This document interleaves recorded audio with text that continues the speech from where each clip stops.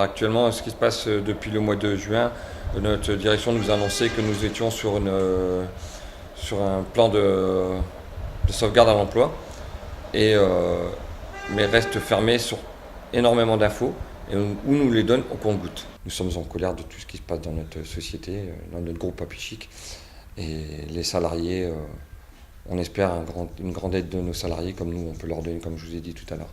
Et on se battra jusqu'au bout pour avoir le moins de licenciements possible. Aux salariés du groupe, on voudrait qu'ils viennent vers nous dès qu'ils ont des questions, qu'ils soient forts, qu'ils nous aident, comme nous on peut les aider actuellement, à faire des actions pour que notre direction puisse nous entendre et nous écouter surtout. On dénonce la réorganisation que la société a pu faire, donc c'est rassembler certains services comme dans le siège. On se retrouve avec des doublons d'emplois et du coup on met les employés entre eux, on fait tout pour qu'ils se battent entre eux et qu'ils se dénoncent, tout pour mettre mal à l'aise et voir partir des personnes tous d'eux-mêmes, quoi. Avant déjà d'annoncer le plan social, il y a une pression vis-à-vis de la direction. Et c'est pour ça. Et le fait que les salariés voient qu'il y a une réorganisation, dans la tête des gens, c'est déjà très compliqué. Et les salariés viennent avec des pieds de plomb, hein.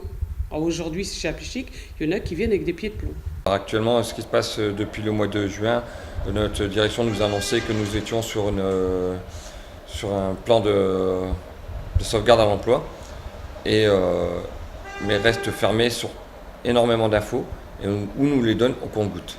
Est-ce qu'il faut vraiment un plan social aujourd'hui, vu le nombre de licenciements depuis 2016 ? Syndicalement, c'est ce qu'on appelle les plans déguisés, les plans sociaux déguisés de la direction. Qu'aucune information n'est donnée, on ne sait pas aussi les motifs, parce que souvent les démissions, on force les personnes à partir.